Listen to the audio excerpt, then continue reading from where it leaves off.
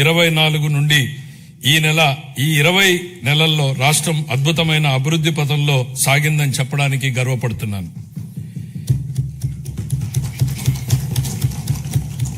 ఇప్పటి వరకు మనం ఏం సాధించాం, ఇప్పుడు ఎక్కడున్నాం, ఇంకా చేయాల్సిందేంటి అన్న అంశాల్ని కూలంకషంగా ముదింపు చేసుకుని ఈ బడ్జెట్ ని రూపొందించాం. అటు ఉత్తరాంధ్ర నుంచి ఇటు రాయలసీమ వరకు ప్రజల జీవితాల్లో గొప్ప మార్పు తేవడం ఈ బడ్జెట్ ఉద్దేశం. మా లక్ష్యం కేవలం కాగితాలపై కనిపించే వృద్ధి లెక్కలు కానే కాదు, అభివృద్ధి సంక్షేమ ఫలాల్ని క్షేత్రస్థాయిలో ప్రజలకు అందేలా చేసి వారి జీవితాల్లో వెలుగులు చూడాలన్నదే మా తపన. విధ్వంసం నుంచి వికాసం దాకా 24 జూన్ నుండి ఇప్పటిదాకా సాగిన అభివృద్ధి ప్రయాణం నిజంగా అద్భుతం. 24-25లో అధికారంలోకి వచ్చిన మొదటి సంవత్సరంలోనే ఆర్థిక వ్యవస్థను మళ్లీ గాడిలో పెట్టాం. 19-24 మధ్య 10.3% పడిపోయిన ఆర్థిక వృద్ధి రేటుని 24-25లో 11.75% పెంచాం. 25-26లో ఎదురైన అనేక భౌగోళిక ఆర్థిక అనిశ్చితులను సృష్టించిన ప్రతికూల ప్రభావాల వల్ల ప్రపంచ ఆర్థిక వ్యవస్థ ఆటుపోట్లను ఎదుర్కొంది. కానీ భారత్ మాత్రం స్థిరంగా నిలబడింది. జమ్మూ కాశ్మీర్లో అమాయకులైన పర్యాటకుల్ని పొట్టన పెట్టుకున్న ఉగ్రవాద మూకలకు ఆపరేషన్ సింధూర్ పేరుతో భారత ప్రభుత్వం గట్టి జవాబునిచ్చింది. ఉగ్రవాదం, భౌగోళిక రాజకీయ అనిశ్చితులు, సుంకాల యుద్ధంతో తలెత్తిన ఉద్రిక్తతలకు భారత్ చలించదని ప్రధాని నరేంద్ర మోడీ నాయకత్వం ప్రపంచానికి బలమైన సందేశం ఇచ్చింది. భారతదేశానికి ఆయన నాయకత్వం భారత్ను శక్తివంతంగా తీర్చిదిద్దింది, ఆత్మవిశ్వాసంతో తలెత్తుకునేలా చేసింది. ఆయన ఈరోజు భారత ప్రపంచ వేదికపై సగర్వంగా తలెత్తుకునేలా చేశారు. కాబట్టే భారత్ కి బులంద్ పెహచాన్ హై మోడీ అని యావత్ జాతి మొత్తం మోడీ నాయకత్వాన్ని అండగా నిలబడింది. భారత్ ఎట్టి పరిస్థితుల్లోనూ ప్రజల ప్రయోజనాల విషయంలో రాజీ పడబోదని ప్రపంచానికి అర్థమైంది. ప్రపంచంలో అనేక అస్థిర పరిస్థితులు ఉన్నప్పటికీ ప్రధాని నరేంద్ర మోడీ గారి నాయకత్వంలో భారత్ 8% వృద్ధి రేటును సాధించి సత్తా చాటింది. భారతదేశంతో పాటు ఆంధ్రప్రదేశ్ కూడా ప్రపంచ వేదికపై వెలుగు లీనుతోంది. విశాఖపట్నంలో ఏఐ డేటా సెంటర్ ఏర్పాటు చేయాలన్న గ్లోబల్ ఐటీ దిగ్గజం గూగుల్ నిర్ణయం ఒక్కసారి ప్రపంచ దేశాలన్నీ ఆంధ్రప్రదేశ్ వైపు తలెత్తి చూసేలా చేశాయి. దాన్ని బాహుబలి ఒప్పందంగా పేర్కొనవచ్చు. ప్రపంచ పెట్టుబడులకు గమ్యస్థానం ఆంధ్రప్రదేశ్ అని ఆ ఒప్పందం రుజువు చేసింది. గౌరవ ముఖ్యమంత్రి చంద్రబాబు నాయుడు గారి సమర్థ నాయకత్వం, మరి యువ నాయకుడు గౌరవ మంత్రివర్యులు శ్రీ నారా లోకేష్ గారి విశేష కృషి వలన ఇది సాధ్యమైంది. ఇంతేకాదు, రాష్ట్రంలో పెట్టుబడులు వస్తున్నాయి, ప్రభుత్వంపై నమ్మకం పెరిగింది అంటే అది గౌరవ ముఖ్యమంత్రి గారి దార్శనికత పాలన మరియు గౌరవ ఉప ముఖ్యమంత్రి శ్రీ పవన్ కళ్యాణ్ గారి విశ్వసనీయ భాగస్వామ్యం వల్లనే సాధ్యమైంది. ఈ మార్పుకి సారథులు మన రాష్ట్ర ప్రజలేనని మేము బలంగా నమ్ముతున్నాం. 2024 జూన్లో రాష్ట్ర ప్రజలు ఎన్డీఏకి కనీ విని ఎరుగని రీతిలో ఘన విజయం కట్టబెట్టినప్పుడే ఈ మార్పు మొదలైంది. ప్రజలు మాకు వేసిన ప్రతి ఓటు వెనుక వారి ఉద్దేశం బలంగా స్పష్టమైంది. ప్రజలు వారితో పాటు వారి పిల్లలకు సురక్షితమైన బంగారు భవిష్యత్తు కోసమే ఎన్డీఏని అధికారంలోకి తెచ్చారు. గత ప్రభుత్వం పారిశ్రామికవేత్తల్ని, పెట్టుబడిదారుల్ని రాష్ట్రం నుంచి తరిమేసింది. 2019-24 మధ్య అప్పటి పాలకుల నుంచి ఎదురైన చేదు అనుభవాలతో పెట్టుబడిదారులు రాష్ట్రానికి రావాలంటేనే భయపడిపోయారు. పెట్టుబడులు రాకపోవడం, ఉన్న పరిశ్రమలనే మూసివేయడంతో నిరుద్యోగం తాండవించింది. కూటమి అధికారంలోకి వచ్చాక ఈ 20 నెలల్లో పరిస్థితులు పూర్తిగా మారాయి. పెట్టుబడిదారులకు దేశంలో అత్యంత అనుకూలమైన పరిస్థితులు ఇప్పుడు మన రాష్ట్రంలో ఉన్నాయి. దేశ జనాభాలో కేవలం 4.2% వాటా మాత్రమే ఉన్నప్పటికీ ఆంధ్రప్రదేశ్ ఇప్పుడు పెట్టుబడుల్ని ఆకర్షించడంలో మిగతా రాష్ట్రాలని వెనక్కు నెట్టింది. పెట్టుబడిదారులకు అత్యంత స్నేహపాత్రమైన రాష్ట్రంగా నిలిచింది. బ్యాంక్ ఆఫ్ బరోడా నివేదిక ప్రకారం 2025-26 ఆర్థిక సంవత్సరంలో ప్రతిపాదిత పెట్టుబడుల్లో 25% ఆంధ్రప్రదేశ్ కు రావడమే దీనికి నిదర్శనం. బ్రాండ్ చంద్రబాబు వల్లనే ఇది సాధ్యమైంది. ఇప్పటి వరకు మనం ఈజ్ ఆఫ్ డూయింగ్ బిజినెస్ గురించి మాట్లాడే వాళ్ళం, ఇప్పుడు గేరు మార్చాం. స్పీడ్ ఆఫ్ డూయింగ్ బిజినెస్ ఇప్పుడు మన విధానం. గౌరవ ముఖ్యమంత్రి చంద్రబాబు నాయుడు గారి సమర్థ నాయకత్వం, దార్శనికత, ప్రభుత్వ సుస్థిర విధానాలు రాష్ట్రాన్ని విజన్ స్వర్ణాంధ్ర 2047 లక్ష్యం దిశగా వేగంగా నడిపిస్తున్నాయి. ఆంధ్రప్రదేశ్ భవిష్యత్తుని స్వర్ణమయం చేసే మహాక్రతువులో గౌరవ ముఖ్యమంత్రి గారి చారిత్రాత్మక పాత్ర పోషిస్తున్నారు. తాను నాటిన చెట్ల నీడలో తానెప్పటికీ కూర్చోలేనని తెలిసినా భావి తరాల కోసం చెట్లు నాటే వ్యక్తే జీవితం యొక్క నిజమైన విలువలను అర్థం చేసుకున్నాడు అన్న విశ్వకవి గురుదేవులు శ్రీ రవీంద్రనాథ్ ఠాగూర్ గారి మాటల్ని ఇక్కడ నేను ఉటంకిస్తున్నాను. గౌరవ ముఖ్యమంత్రి ఈ భావనకు అసలైన ప్రతిరూపం. ఆయన కేవలం దూరదృష్టి గల నాయకుడు మాత్రమే కాదు, దాన్ని సాకారం చేయగల దక్షత కలిగినటువంటి నాయకుడు. తన దార్శనికతతో అమలు చేస్తున్న విధానాలు భావితరాలకు మేలు చేస్తాయన్న దృఢ విశ్వాసంతో వాటి సాధనకు అహర్నిశలు నిస్వార్థంగా కృషి చేస్తున్న గొప్ప నాయకుడు. సమాజ క్షేమం కోసం 365 రోజులు అవిశ్రాంతంగా ఒక తపస్సులాగా పనిచేస్తున్నారు. 1990వ దశకంలో ఆయన ఇన్ఫర్మేషన్ టెక్నాలజీ గురించి మాట్లాడినప్పుడు, దార్శనికతను అమల్లో పెట్టినప్పుడు దాని ఫలితం ఎలా ఉంటుందో చాలా మందికి అర్థం కాలేదు. కానీ అప్పటి యువత దాంతో ప్రయోజనం పొంది జీవితంలో పురోగమించడమే కాకుండా ప్రపంచవ్యాప్తంగా అవకాశాల్ని అందిపుచ్చుకుని సత్తా చాటారు. అప్పుడు ఆయన అమలు చేసిన సంస్కరణలు, తీసుకున్న విప్లవాత్మక నిర్ణయాలతో వెలిగించిన దీపం లక్షలాది జీవితాల్లో వెలుగు నింపింది.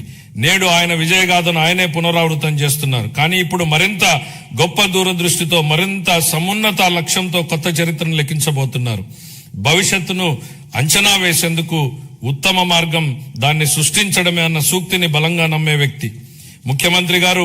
Deep tech, AI, quantum computing వంటి ఆధునిక టెక్నాలజీలు, ప్రతి కుటుంబం నుంచి ఒక ఎంటర్ప్రెన్యూర్ వంటి విధానాలు కేంద్రంగా ఆయన ఇప్పుడు రాష్ట్రాన్ని సరికొత్త శకంలోకి నడిపిస్తున్నారు. ఆయన మార్గదర్శకత్వంలో ఏపీ వెల్త్ ఫండ్ ను ప్రారంభించబోతున్నాం. రాబోయే రోజుల్లో అది Norway, UAE sovereign wealth funds లా విస్తృతమై మొత్తం రాష్ట్రాన్నే నడిపించడానికి సరిపోవచ్చు. నాతో సహా ఈనాటి సమాజానికి ఈ టెక్నాలజీల ప్రాముఖ్యత అర్థం కాకపోవచ్చు. కానీ ఆయన ఐటీ రంగంలో చూపిన చొరవ వల్ల 1990లో నాటి యువతరం లబ్ధి పొందినట్టే ఈనాటి యువత కూడా ఏఐ, డీప్ టెక్, క్వాంటమ్ టెక్నాలజీతో భవిష్యత్తు ఖచ్చితంగా లబ్ధి పొందుతుంది. ఆర్థిక వనరుల పరంగా మనం ఇప్పటికీ సంక్షోభం నుంచి పూర్తిగా బయటపడలేదు. పరిస్థితులు అంత సానుకూలంగా లేవు. గత ప్రభుత్వం మిగిల్చిన ఆర్థిక అస్తవ్యస్త పరిస్థితుల్ని అధిగమించే క్రమంలో ఇప్పటికీ అనేక సవాళ్లను ఎదుర్కొంటున్నాం. కానీ రాష్ట్ర అభివృద్ధి, సంక్షేమానికి సంబంధించి మా లక్ష్యాల్లో మార్పు లేదు. మా సంకల్పం చెక్కు చెదరలేదు. మా ప్రయాణాన్ని స్థిరంగా కొనసాగించేందుకు ప్రధాని నరేంద్ర మోడీ నుంచి అమూల్యమైన మద్దతు, సహకారం లభిస్తున్నాయి. ఆయనకు కృతజ్ఞతలు తెలియజేస్తున్నాం. కేంద్ర ఆర్థిక మంత్రి శ్రీమతి నిర్మలా సీతారామన్ గారు అందిస్తున్న గొప్ప సహకారం గురించి ప్రత్యేకంగా ప్రస్తావించాలి. కష్టకాలంలో ఆమె రాష్ట్రానికి వెన్నుదన్నుగా నిలబడ్డారు. పోలవరం ప్రాజెక్టును మళ్లీ గాడిలో పెట్టడం, రాజధాని అమరావతి నిర్మాణాన్ని పునఃప్రారంభించడంలో పూర్తి సహకారం అందించారు. రాయలసీమ గ్లోబల్ హార్టికల్చర్ ప్రాజెక్టును ముందుకు తీసుకెళ్లేందుకు అవసరమైన తోడ్పాటును అందించారు. గత ప్రభుత్వం ఎడాపెడా చేసిన అప్పుల భారాన్ని తగ్గించేందుకు రుణాల పునర్వ్యవస్థీకరణకు అమూల్యమైన సహకారం అందించారు. ఆమెకు హృదయపూర్వక కృతజ్ఞతలు తెలియజేసుకుంటున్నాను. 2026-27 సంవత్సరానికి సంబంధించి ఫిబ్రవరి 1న ప్రవేశపెట్టిన కేంద్ర బడ్జెట్ రాష్ట్రానికి ఆశాకిరణంలాగా కనపడుతోంది. దానిలో రాష్ట్ర అభివృద్ధికి అనేక అవకాశాలు కనిపిస్తున్నాయి. తూర్పు కోస్తా పారిశ్రామిక కారిడార్, పర్యాటక కేంద్రాల అభివృద్ధి, ఎలక్ట్రిక్ బస్సుల కొనుగోలు, పూర్వోదయ పథకం ఉపయోగపడుతుంది. రాయలసీమ గ్లోబల్ హార్టికల్చర్ హబ్ కూడా వేగంగా రూపుదిద్దుకుంటోంది. కేంద్ర బడ్జెట్ లో కొత్తగా ప్రకటించిన రేర్ ఎర్త్ కారిడార్లు, డేటా సెంటర్లు, ప్రాంతీయ medical hub, national institute of pharmaceutical education and research, seaplane manufacturing, container manufacturing, ప్రతి జిల్లాలో బాలికల హాస్టళ్ల వంటి అంశాల నుంచి రాష్ట్రానికి గరిష్ట ప్రయోజనాలు పొందేందుకు అవకాశం ఉంది. ప్రపంచవ్యాప్తంగా ఇప్పుడు ప్రభుత్వ రంగ ప్రాజెక్టుల్ని పీపీపీ ఛాలెంజ్ విధానాల్లో చేపట్టే ట్రెండ్ నడుస్తోంది. అది ప్రభుత్వ రంగ సంస్థల నైపుణ్యాలను, సామర్థ్యాలను పెంచేందుకు దోహదం చేస్తుంది. పీపీపీ విధానంలో ప్రైవేటు రంగానికి ఉన్న అనుభవంతో ప్రభుత్వ ప్రాజెక్టుల్ని మరింత మెరుగ్గా అమలు చేయగలం. ప్రాజెక్టు వ్యయాన్ని నిర్ణయించడంలో పారదర్శకతకు, పోటీతత్వాన్ని పెంచేందుకు ఛాలెంజ్ విధానం దోహదం చేస్తుంది. కేంద్ర ప్రభుత్వం బడ్జెట్ లో చాలా ప్రాజెక్టుల్ని ఛాలెంజ్ విధానంలో ప్రకటించడంతో ఆంధ్రప్రదేశ్ కు కొత్త అవకాశాలకు ద్వారాలు తెరిచినట్టయింది. ఛాలెంజ్ మోడల్లో ప్రాజెక్టులు చేపట్టేందుకు రాష్ట్రం పూర్తి సంసిద్ధంగా ఉంది. ఇతర రాష్ట్రాలతో పోటీపడి chemical park, mega textile park, city economic reasons, university township వంటి ప్రాజెక్టుల్ని సాధించుకోగలమన్న విశ్వాసం మాకుంది. సిటీ ఎకనామిక్ రీజన్స్ ప్రాజెక్టులో పోటీ పడేందుకు విశాఖపట్నం ఎకనామిక్ రీజన్ ప్లాన్ ను ఇప్పటికే సిద్ధం చేశాం. విజన్ స్వర్ణాంధ్ర 2047 అమలుకి ప్రాంతీయ ఆకాంక్షల్ని నెరవేర్చేందుకు, సమ్మిళిత అభివృద్ధి సాధించేందుకు మా ప్రభుత్వ ప్రాంతీయ అభివృద్ధి విధానాన్ని అవలంబిస్తోంది. విశాఖపట్నం, అమరావతి, తిరుపతి రీజన్లను రాష్ట్రానికి కీలకమైన గ్రోత్ ఇంజన్లుగా గుర్తించింది. నీతి ఆయోగ్ తో కలిసి Visakhapatnam economic reason economic master plan ని తయారు చేశాం. శ్రీకాకుళం, పార్వతీపురం మన్యం, విజయనగరం, విశాఖపట్నం, అల్లూరి సీతారామరాజు, అనకాపల్లి, పోలవరం, కాకినాడ, తూర్పు గోదావరి, డాక్టర్ బిఆర్ అంబేద్కర్ కోనసీమ జిల్లాలు దీని పరిధిలోకి వస్తాయి. దీనిలో మొత్తం 7 గ్రోత్ డ్రైవర్లు ఉన్నాయి. మ్యానుఫ్యాక్చరింగ్, సర్వీసెస్, మౌలిక వసతులు, పట్టణీకరణ, వ్యవసాయ రంగాల్లో 41 హై ఇంపాక్ట్ ప్రాజెక్టులు ఏర్పాటైతాయి. వాటికి అవసరమైన నిధుల్ని కేంద్ర ప్రభుత్వం, ప్రైవేటు రంగాల నుంచి సమకూర్చుకుంటాం. మెట్రో రైలు ప్రాజెక్టులతో సహా ఈ విశాఖ ఎకనామిక్ రీజన్ కి సంబంధించి సుమారు 28,000 కోట్ల రూపాయలతో ప్రాజెక్టులు ప్రతిపాదనలు సమర్పిస్తున్నాం. విశాఖ ఎకనామిక్ రీజన్ తరహాలోనే ఎన్టీఆర్, కృష్ణా, ఏలూరు, గుంటూరు, పశ్చిమ గోదావరి, ప్రకాశం, పల్నాడు, బాపట్ల, మార్కాపురం జిల్లాలతో అమరావతి ఎకనామిక్ రీజన్ ని అభివృద్ధి చేస్తాం. ఈ ప్రాంత సమగ్ర అభివృద్ధికి దోహదం చేసే వనరులు, గ్రోత్ ఇంజన్లు, బలాల్ని గుర్తించేందుకు శాస్త్రీయ పద్ధతుల్లో సామాజిక, ఆర్థిక అధ్యయనం నిర్వహిస్తాం. సూక్ష్మ సేద్యం ప్రాధాన్యతను గుర్తించి 1990లోనే ఆ కాన్సెప్ట్ ని తీసుకొచ్చినటువంటి మొదటి ముఖ్యమంత్రి గౌరవ్ చంద్రబాబు నాయుడు గారు. ఇప్పుడు ఆయన రాయలసీమ రీజన్ ను గ్లోబల్ హార్టికల్చర్ హబ్ గా మార్చి అక్కడ రైతుల జీవితాల్లో సమూల మార్పులు తెచ్చేందుకు కంకణం కట్టుకున్నారు. రాయలసీమ ఇంటిగ్రేటెడ్ డెవలప్మెంట్ ప్లాన్ సిద్ధం చేయించారు. అందులో భాగంగా 2030 నాటికి ఉద్యాన పంటల విస్తీర్ణాన్ని 8.41 లక్షల హెక్టార్ల నుండి 14.41 లక్షల హెక్టార్లకు పెంచబోతున్నాం. సాగునీరు, సూక్ష్మ సేద్యం ప్రాజెక్టుల ద్వారా నీటి ఎద్దడి అన్నదే లేకుండా చేస్తాం. ప్రపంచ మార్కెట్లతో అనుసంధానానికి రోడ్స్ కనెక్టివిటీ పెంచుతాం. అనంతపురము, అన్నమయ్య, చిత్తూరు, కర్నూలు, నంద్యాల, ప్రకాశం, మార్కాపురం, సత్యసాయి, తిరుపతి, వైఎస్ఆర్ కడప జిల్లాల్లోని 303 మండలాల పరిధిలో 200 పైగా హార్టికల్చర్ క్లస్టర్లని ఏర్పాటు చేయడం జరుగుతుంది. ఇందులో product perfection, forward and backward integration, మొత్తం వాల్యూ చైన్ లో ప్రపంచ వ్యాప్తంగా ఉన్న అత్యుత్తమ విధానాల్ని అమలు చేయడం వంటి ప్రణాళికలో భాగం. ఈ ప్రాజెక్టు వల్ల ఉత్పాదకత గణనీయంగా పెరుగుతుంది. ఉద్యాన ఉత్పత్తులకు మంచి ధర లభిస్తుంది. లక్షల మంది రైతులకు లబ్ధి చేకూరుతుంది. వ్యవసాయేతర రంగాల్లో ప్రత్యక్షంగా 9 లక్షల ఉద్యోగాలు లభిస్తాయి. రాయలసీమపై వెనుకబడిన ప్రాంతం అన్న ముద్ర తొలగిపోతుంది. రాయలసీమ పేరు చెప్తే మిగులు అన్న మాట తప్ప కొరత అన్న మాట వినపడదు. ఈ ప్రాజెక్టుకు సంబంధించి 30,000 కోట్ల రూపాయలతో ప్రతిపాదనల్ని సమర్పిస్తున్నాం. అప్పుల గురించి మాట్లాడుతున్న ప్రతిపక్ష మిత్రులకి ఒక విషయం గుర్తు చేయదలుచుకుంటున్నాను. మాకు 9,74 లక్షల కోట్ల రూపాయలని అప్పు మిగిల్చి వెళ్లింది మీ ప్రభుత్వమే. మీరు చేసినటువంటి అప్పులు తీర్చడానికి మేము మళ్లీ అప్పులు చేయాల్సినటువంటి పరిస్థితి తలెత్తింది. కానీ ఈ రోజు మేము అప్పుగా తెస్తున్న ప్రతి రూపాయి ఉత్పాదకత వ్యయంలోకే వెళ్తోంది. అది రైతులు, మహిళలు, విద్యార్థులు, వృద్ధుల చేతుల్లోకి వెళ్తోంది.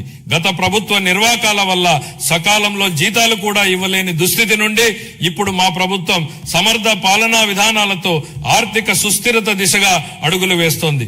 ఖర్చులు తగ్గించుకొని, వనరులు పెంచుకొని ఆర్థిక స్థిరత్వం దిశగా ప్రయాణం చేస్తోంది. సంక్షోభంలో ఉన్న రాష్ట్రాన్ని ఆకాంక్షల సాకారం దిశగా నడిపిస్తున్నాం. మా అభివృద్ధి వ్యూహంలో అత్యంత కీలకమైనటువంటిది సాగునీటి రంగానికి బడ్జెట్ అధిక ప్రాధాన్యతనిస్తోంది. మనం నిల్వ చేసే ప్రతి నీటి బొట్టు, పునరుద్ధరించే ప్రతి కాలువ, సాగునీరందించే ప్రతి ఎకరం ప్రజల జీవితాల్ని మారుస్తాయని బలంగా విశ్వసించే ప్రభుత్వం మాది. వాతావరణ మార్పులు, వర్షపాతంలో అనూహ్యమైనటువంటి హెచ్చుతగ్గులు వంటివి ఋతుపవనాలపై పూర్తిగా భరోసా ఉండలేని పరిస్థితులు కల్పిస్తున్నాయి. అందుకే నీటి నిల్వ, సమర్థ పంపిణీపై ఎక్కువ దృష్టి పెట్టాం. కేవలం ప్రాజెక్టులు కడితే సరిపోదు. భవిష్యత్ తరాలకు దీర్ఘకాలిక నీటి భద్రతను కల్పించేలా మన విధానాలు ఉండాలన్నది మా లక్ష్యం. గత ప్రభుత్వం ప్రజల నిజమైన అవసరాల్ని అర్థం చేసుకోలేదు. బిల్లులు చెల్లించకపోవడం, అధ్వాన్న నిర్వహణ వల్ల సాగునీటి ప్రాజెక్టులు ఎక్కడివక్కడ నిలిచిపోయాయి.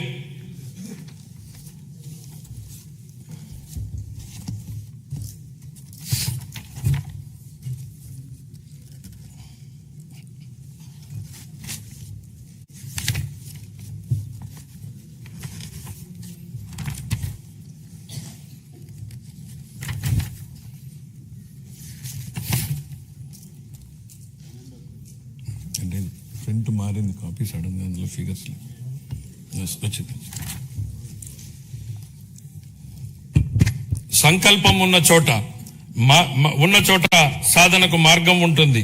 2 తెలుగు రాష్ట్రాల సాగునీటి వ్యవస్థలపై సమగ్ర అవగాహన కలిగిన గౌరవ ముఖ్యమంత్రి గారు మన రాష్ట్రానికి లభించడం మన అదృష్టం.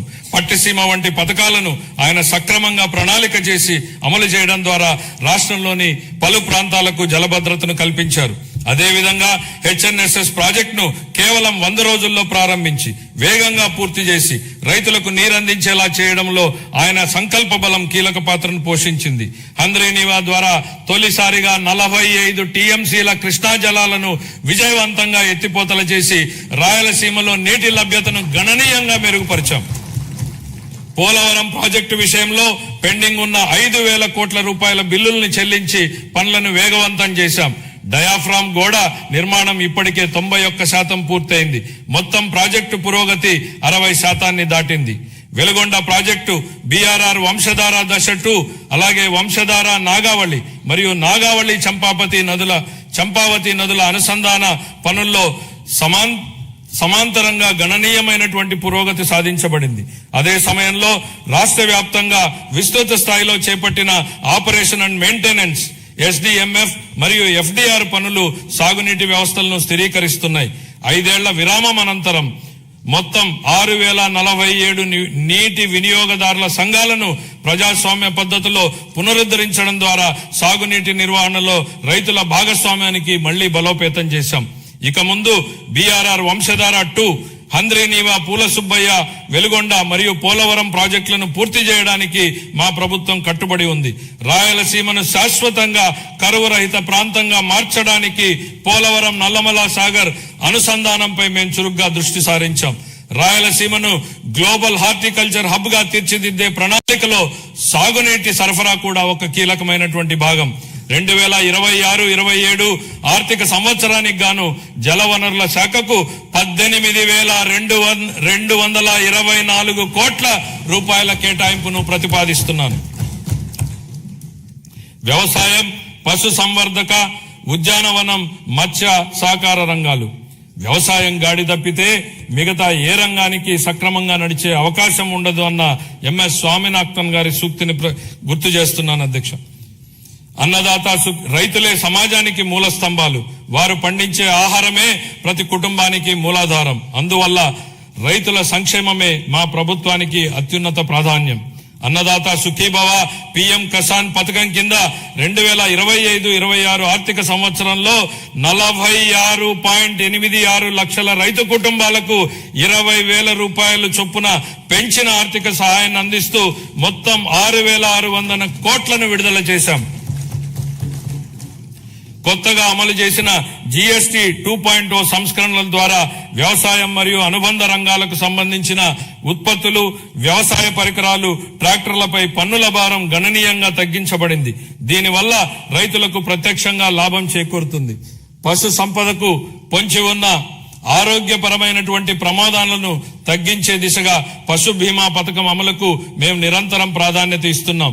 పశు సేవలను మరింత బలోపేతం చేయడానికి కొత్త పశు వైద్య భవనాల నిర్మాణానికి 20 కోట్లను కేటాయిస్తూ మౌలిక వసతులను విస్తరిస్తున్నాం. అలాగే బడ్జెట్ లో ప్రత్యేకంగా ప్రస్తావించకపోయినా మా సంకల్పం ఎంత స్పష్టమో చెప్పడానికి నిదర్శనం మత్స్యకార సేవలో పథకం అమలు. ఈ పథకం ద్వారా ఆర్థిక సహాయాన్ని 10,000 నుండి 20,000కు పెంచాం. దీని ద్వారా 1,20,000 మంది మత్స్యకార కుటుంబాలు లాభపడుతున్నాయి. ధరల స్థిరీకరణ నిధి. గత ప్రభుత్వం ధరల స్థిరీకరణ నిధికి భారీ కేటాయింపులు చేసినప్పటికీ వాటిని సమర్థవంతంగా వినియోగించలేదు. 2019-24 మధ్య కాలంలో ధరల స్థిరీకరణ నిధికి 7,500 కోట్లను బడ్జెట్ లో కేటాయించినప్పటికీ 5 ఏళ్ల కాలంలో కేవలం 8,880 కోట్లను మాత్రమే కేవలం 880 కోట్లను మాత్రమే 5 ఏళ్లలో ఖర్చు చేశారు. అవసరమైన సందర్భాలలో ప్రభుత్వం ఎంత వేగంగా స్పందించాలనే దానికి మా ప్రభుత్వం ఉదాహరణగా నిలిచింది. ధరల స్థిరీకరణ నిధికి 300 కోట్లను మాత్రమే కేటాయించినప్పటికీ ఒక్క సంవత్సరంలోనే 1,200 కోట్లకు పైగా ఖర్చు చేసి రైతులకు ఉపశమనం కల్పించాం. తోతాపురి మామిడి రైతులు, ఉల్లి రైతులు, కోకో గింజల సాగుదారులు, పొగాకు రైతులకు తదితరులకు మద్దతు అందించాం. ఈ 26-27 ఆర్థిక సంవత్సరానికి గాను ధరల స్థిరీకరణ నిధికి 500 కోట్ల రూపాయలను కేటాయింపును ప్రతిపాదిస్తున్నాను. సహకార రంగం. పదవి బాధ్యతలు స్వీకరించినప్పటి నుంచి సహకార రంగాన్ని పునరుద్ధరించేందుకు మా ప్రభుత్వం కట్టుబడి పనిచేస్తోంది. యాప్కాప్, డిసిసిబిలు ప్యాక్స్ తో కూడిన 3 అంచెల సహకార వ్యవస్థను బలోపేతం చేయడం ద్వారా గ్రామీణ ఆర్థిక వ్యవస్థకు మరింత బలం చేకూర్చాం. 25-26 ఆర్థిక సంవత్సరంలో 53.2 లక్షల సభ్యులకు సేవలందిస్తూ 7,600 కోట్లకు పైగా వ్యవసాయ రుణాలను మంజూరు చేశాయి. ముఖ్యమైన సాధనంగా 2,021 ప్యాక్స్ లను డిజిటైజ్ చేయగా అందులో 2,017 సంఘాలు ఈ ప్యాక్స్ గా కార్యకలాపాలను నిర్వహిస్తున్నాయి. దీనివల్ల సేవలు అందించడంలో ఆలస్యం గణనీయంగా తగ్గి పారదర్శకత పెరిగింది. 26-27 ఆర్థిక సంవత్సరానికి గాను వ్యవసాయ మరియు అనుబంధ రంగాలకు 13,598 కోట్ల రూపాయల కేటాయింపును ప్రతిపాదిస్తున్నాను. వ్యవసాయ బడ్జెట్ ను సమర్పించే సందర్భంగా ఇందుకు సంబంధించినటువంటి వివరాలను మా సహచర మంత్రి గారు సభకు సమగ్రంగా తెలియజేస్తారు. పాఠశాల విద్య, ఉన్నత విద్య, నైపుణ్యాభివృద్ధి, ఉపాధి, శిక్షణ. విద్యనుద్దేశించి నెల్సన్ మండేలా గారి మాటల్లో, ప్రపంచాన్ని మార్చడానికి మీరు ఉపయోగించగల అత్యంత శక్తివంతమైనటువంటి ఆయుధం విద్య. విద్య అనేది కేవలం భవనాలు, పాఠ్య ప్రణాళికలు లేదా పరీక్షలకే పరిమితం కాదు.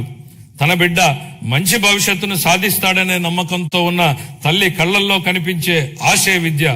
గ్రామీణ ప్రాంతానికి చెందిన ఒక విద్యార్థి వైద్యుడు, ఇంజనీరు, ఉపాధ్యాయుడు లేదా సివిల్ సర్వెంట్ కావాలని కలలు కనే సంకల్పమే విద్య. మా ప్రభుత్వం విద్యను కేవలం పరిపాలనా బాధ్యతగా కాకుండా ఒక నైతిక కట్టుబాటుగా పరిగణిస్తుంది.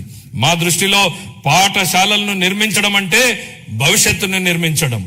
శ్రీ నారా లోకేష్ గారి నాయకత్వంలో రాష్ట్రంలో విద్యా విధానం దృక్పథం లక్ష్య సాధన దిశగా దృష్టి సారిస్తోంది. పిల్లలు గ్లోబల్ స్థాయిలో పోటీ పడగల నైపుణ్యాలతో సిద్ధమవుతున్నారు.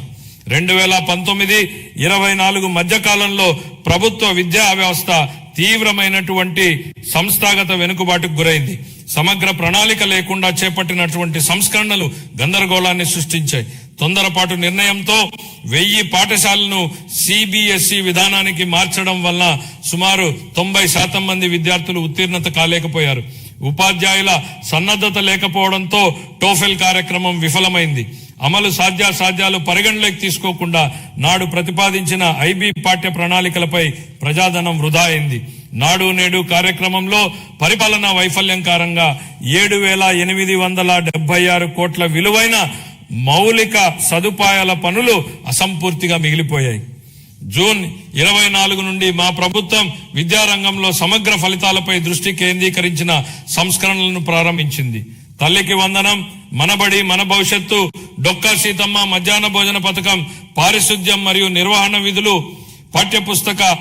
పాఠ్య ప్రణాళిక మార్పులు, డిజిటల్ లెర్నింగ్, ఉపాధ్యాయుల సామర్థ్య వృద్ధి, పరిపాలన పునర్వ్యవస్థీకరణ వంటి ప్రధాన కార్యక్రమాల ద్వారా అభ్యసన సామర్థ్యాలను, ఫలితాలను మరియు గ్లోబల్ పోటీతత్వాన్ని మెరుగుపరచడంపై దృష్టి సారించాం. Learning excellence in Andhra Pradesh to కింద కేజీ టు పీజీ విద్యా సంస్కరణ నమూనాను ప్రారంభించాం. సూపర్ 6 కార్యక్రమంలో భాగంగా 25-26లో ప్రవేశపెట్టిన తల్లికి వందనం పథకం క్రింద ప్రతి విద్యార్థికి సంవత్సరానికి 15,000 రూపాయల చొప్పున అందజేసి 67.27 లక్షల మంది విద్యార్థులకు లాభం చేకూర్చడం జరిగింది. పరిపాలనా పారదర్శకతను మెగా పేరెంట్ టీచర్ సమావేశాలు, పాఠశాల స్టార్ రేటింగ్ వ్యవస్థ, సమాజ భాగస్వామ్యం ద్వారా బలోపేతం చేశాం. అనేక సంవత్సరాలుగా వేలాది ఉపాధ్యాయ పోస్టులు ఖాళీగా ఉండేవి. మెగా డిఎస్సి 25 ద్వారా నోటిఫై చేసిన 16,347 పోస్టుల్లో 15,941 ఉపాధ్యాయ పోస్టులను విజయవంతంగా భర్తీ చేశాం. ఉపాధి గౌరవం మరియు అవకాశాలను సృష్టించినప్పుడే వృద్ధికి అర్థం ఉంటుంది. భవిష్యత్ ఉపాధి అవసరాలకు అనుగుణంగా సమగ్ర నైపుణ్యాభివృద్ధి వ్యవస్థను రూపొందిస్తున్నాం. విద్య మరియు పరిశ్రమలు మరియు అభివృద్ధి చెందుతున్న సాంకేతిక రంగాల మధ్య సమన్వయంపై దృష్టి సారించాం. ప్రత్యక్ష అనుభవాల్ని కల్పించేందుకు అన్ని ప్రభుత్వ ఐటీఐలు 167 పరిశ్రమల భాగస్వామ్యంతో అవగాహన ఒప్పందాలు కుదుర్చుకున్నాయి. ఈ ఆర్థిక సంవత్సరంలో 9,188 మంది శిక్షణార్థులు పరిశ్రమల్లో ప్రత్యక్ష శిక్షణ పొందగా ప్రభుత్వ ఐటీఐ విద్యార్థుల్లో 98% మందికి నియామకాలు లేదా అప్రెంటిస్ అవకాశాలు పొందారు. 26-27 ఆర్థిక సంవత్సరానికి నేను ఈ క్రింది విధంగా కేటాయింపులను ప్రతిపాదిస్తున్నాను. పాఠశాల విద్యాశాఖకు 32,308 కోట్ల రూపాయలు, అందులో ప్రజా పాఠశాలల మౌలిక వసతుల సమగ్రాభివృద్ధికి 1,500 కోట్లు, ఉన్నత విద్యాశాఖకు 2,567 కోట్లు, నైపుణ్యాభివృద్ధి మరియు శిక్షణ శాఖకు 1,232 కోట్లు. పంచాయతీరాజ్ మరియు గ్రామీణాభివృద్ధి గౌరవ ఉప ముఖ్యమంత్రి శ్రీ కె పవన్ కళ్యాణ్ గారి నాయకత్వంలో ఆంధ్రప్రదేశ్ గ్రామీణ ముఖ చిత్రం రూపాంతరం చెందుతోంది. 25-26 ఆర్థిక సంవత్సరంలో 3.44 లక్షల మంది ఎన్నికైన ప్రజాప్రతినిధులు మరియు కార్యనిర్వాహకులకు శిక్షణ ఇవ్వడం ద్వారా ఆంధ్రప్రదేశ్ దేశవ్యాప్తంగా ప్రథమ స్థానాన్ని సాధించింది.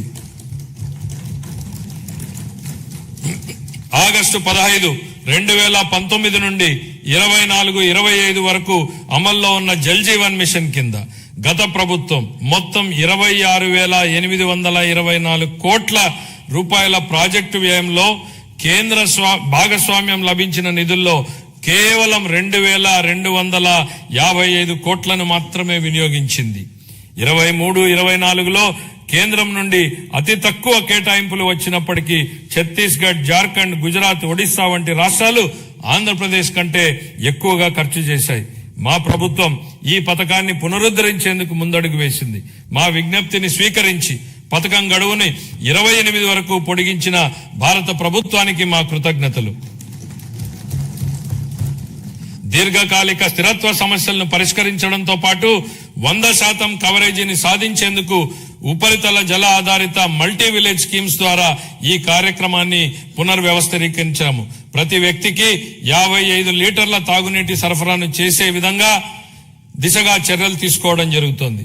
గ్రామీణ అనుసంధానతను బలోపేతం చేస్తూ 4,000 కిలోమీటర్లకు పైగా గ్రామీణ రహదారుల పనులు చేపట్టడం జరిగింది. వీటిలో అనేక పనులు పూర్తి చేయడం జరిగింది. మిగతా పనులు ముగింపు దశలో ఉన్నాయి. దీని ద్వారా దూర ప్రాంతమైనటువంటి గ్రామాలలో మార్కెట్ ప్రాప్తి, ఆదాయ వృద్ధి మరియు ఆర్థిక స్థిరత్వం మెరుగుపడుతోంది. శాస్కీ కింద 2,123 కోట్లను కేటాయించడం జరిగింది. 26-27 ఆర్థిక సంవత్సరానికి పంచాయతీ రాజ్ మరియు గ్రామీణాభివృద్ధి శాఖకు 22,942 కోట్లను కేటాయించాలని నేను ప్రతిపాదిస్తున్నాను. పర్యావరణం, అటవీ, విజ్ఞాన శాస్త్రం, సాంకేతిక శాఖ 2019-20 మధ్యకాలంలో పరిపాలనా వైఫల్యాల కారణంగా ఎర్రచందనం అక్రమ రవాణా, అక్రమ గనుల తవ్వకం, అటవీ భూముల ఆక్రమణ వంటి ఘటనలు చోటు చేసుకున్నాయి. ఆంధ్రప్రదేశ్ ను హరితాంధ్రప్రదేశ్ గా తీర్చిదిద్దడం మా లక్ష్యం. 2030 నాటికి 37% మరియు 47 నాటికి 50% పచ్చదనం సాధించే దిశగా అటవీ సంపదను స్థిరంగా నిర్వహించడం, ఎడారీకరణను ఎదుర్కోవడం వంటి చర్యలను అమలు చేస్తాం. వ్యూహాత్మక పర్యావరణ రక్షణ వలయంగా green cover wall of Andhra Pradesh ను అమలు చేయనున్నాం. 26-27 ఆర్థిక సంవత్సరానికి పర్యావరణం, అటవీ విజ్ఞాన శాస్త్రం, సాంకేతిక శాఖకు 714 కోట్ల రూపాయలను కేటాయించాలని నేను ప్రతిపాదిస్తున్నాను. పట్టణాభివృద్ధి అమృత్ 2.0 పథకం కింద 111 పట్టణ స్థానిక సంస్థల్లో మొత్తం 506 ప్రాజెక్టులు అమల్లో ఉన్నాయి. అదనంగా యుఐడిఎఫ్, ఏఐబి సహకారంతో చేపట్టినటువంటి ప్రాజెక్టులు కూడా పురోగతిలో ఉన్నాయి. ఈ ప్రాజెక్టులన్నింటికీ 2027 డిసెంబర్ నాటికి పూర్తి చేయాలనే లక్ష్యంతో ముందుకు సాగుతున్నాం. ఆ సందర్భంలో 2 సంవత్సరాల వ్యవధిలో యుఐడిఎఫ్ కింద ఆంధ్రప్రదేశ్ కు అదనంగా 4,000 కోట్లను మంజూరు చేయడంలో సహకరించిన గౌరవ కేంద్ర ఆర్థిక మంత్రి గారికి మా కృతజ్ఞతలు. 1982లోనే స్వర్గీయ ఎన్టీ రామారావు గారు ఆహార భద్రతా ప్రాధాన్యతను గుర్తించారు. అదే స్ఫూర్తితో మా ప్రభుత్వం 204 అన్నా క్యాంటీన్లను నిర్వహిస్తోంది. 2000 మార్చి నాటికి వాటి సంఖ్యను 275కు పెంచి అతి పేద ప్రజలకు కూడా తగిన ఆహారం అందుబాటులో ఉండేలా చేసి ఆకలిని నివారించడమే మా లక్ష్యం. విశాఖపట్నం మరియు విజయవాడ వంటి ప్రధాన నగరాల్లో ఆధునిక మెట్రో రైలు వ్యవస్థలో ప్రయాణించే కళ త్వరలో సాకారం కానుంది. ప్రధానమంత్రి ఆవాస్ యోజన, ఎన్టీఆర్ నగర్స్ కింద ఆర్థికంగా బలహీన వర్గాలకు చెందిన కుటుంబాలకు 25 లక్షల గృహ పట్టాలు, ఇళ్లను అందించి సొంత ఇంటి కలను నెరవేర్చడమే మా ప్రభుత్వ లక్ష్యం. అమరావతి ప్రజల రాజధాని. మా ప్రజల రాజధాని అమరావతి అభివృద్ధికి మద్దతు అందించిన గౌరవ ప్రధానమంత్రి శ్రీ నరేంద్ర మోడీ గారికి హృదయపూర్వక కృతజ్ఞతలు. ఆంధ్రప్రదేశ్ శాశ్వత రాజధానిగా అమరావతికి చట్టబద్ధత హోదా కల్పించే ప్రక్రియ ప్రారంభించినందుకు ఆయనకు ప్రత్యేక ధన్యవాదాలు. వివిధ ఆర్థిక సంస్థల ద్వారా స్వయం సమృద్ధి నమూనాలో నిధులను సమీకరించి పనులను వేగవంతంగా ముందుకు తీసుకెళ్తున్నాం. 57,868 కోట్ల విలువైన 97 పనులకు పరిపాలనా అనుమతులు జారీ చేశాం. ఇది మా ప్రభుత్వం ప్రజల రాజధాని అమరావతిని నిర్మించాలనే నిబద్ధతకు స్పష్టమైన నిదర్శనం. 2026-27 ఆర్థిక సంవత్సరానికి మున్సిపల్ పరిపాలన మరియు పట్టణాభివృద్ధి శాఖకు 14,539 కోట్లను కేటాయించాలని నేను ప్రతిపాదిస్తున్నాను. న్యాయశాఖ, హోం, మద్య నిషేధం, ఎక్సైజ్ మరియు అగ్నిమాపక శాఖలు. మంచివారు భయపడనప్పుడు చెడు శక్తులు బలహీనమవుతాయన్నటువంటి రొనాల్డ్ రీగన్ సూక్తిని గుర్తు చేస్తూ తీవ్ర వాతావరణ పరిస్థితుల్లోనూ, పండగల సమయంలోనూ, అత్యవసరాలు, విపత్తులు, ప్రజా కార్యక్రమాలలోనూ సమయంలోనూ వ్యక్తిగత అవసరాలను పక్కన పెట్టి రాత్రింబగళ్లు కర్తవ్యాన్ని నిర్వహించేదే మన పోలీసు దళమే. కాకి యూనిఫామ్ గౌరవం మరియు హుందాతనాన్ని భుజాన మోస్తూ ఏదైనా ఆపదొస్తే మొట్టమొదటిగా స్పందించేది వారే. వారి సేవాభావం, త్యాగస్ఫూర్తిని మా ప్రభుత్వం అత్యంత గౌరవంగా భావిస్తుంది. గత పాలనలో దెబ్బతిన్న పోలీసు వ్యవస్థ గౌరవాన్ని పునరుద్ధరించేందుకు మా ప్రభుత్వం కట్టుబడి ఉంది. గౌరవ ముఖ్యమంత్రి గారి హామీ మేరకు శాంతి భద్రతల యంత్రాంగాన్ని సమూలంగా మార్చడానికి ఈ క్రింది ఆధునీకరణ మరియు సంక్షేమ చర్యలు తీసుకుంటున్నాం. పోలీసు శాఖకు 3,000 కొత్త వాహనాలను త్వరలో అందించనున్నాం. డిజిటల్ అరెస్టులు, ఆన్లైన్ మోసాల వంటి ఆధునిక నేరాలను ఎదుర్కొనేందుకు ప్రతి జిల్లాలో ప్రత్యేక సైబర్ పోలీస్ స్టేషన్ ను ఏర్పాటు చేస్తున్నాం. స్మార్ట్ పోలీసింగ్ ల్యాబ్ల స్థాపన, కృత్రిమ మేధస్సు ఆధారిత ప్రాజెక్టులు, ఆధునిక కమ్యూనికేషన్ భద్రతా పరికరాలు, సీసీటీవీ మరియు డ్రోన్ వినియోగంలో సాంకేతికంగా దృఢమైన పోలీసు వ్యవస్థని నిర్మిస్తున్నాం. కొత్త ఏపీ పోలీస్ అకాడమీ స్థాపన కోసం 94 ఎకరాలు కేటాయించాం. నిర్మాణ పనుల ప్రారంభానికి ఈ సంవత్సరంలో 15 కోట్ల రూపాయల కేటాయింపును ప్రతిపాదిస్తున్నాను. శ్రీకాకుళం, రాజమండ్రి, ప్రకాశం, చిత్తూరు జిల్లాల్లో 4 కొత్త ఇండియా రిజర్వ్ ఏపీఎస్పీ బెటాలియన్లను ప్రారంభించి 3,920 పోస్టులను మంజూరు చేశాం. పౌర పోలీసు నిష్పత్తిని మెరుగుపరిచేందుకు 5,757 స్టైఫండరీ కేడెట్ ట్రైనీ కానిస్టేబుళ్లను నియమించాం. శిక్షణ సమయంలో వారికి ఆర్థిక మద్దతుగా నెలవారీ భత్యాన్ని 4,500 నుండి 12,000 వరకు 3 రెట్లు పెంచినట్లు గౌరవ ముఖ్యమంత్రి గారు ప్రకటించారు. అమలు చేయడం జరుగుతోంది.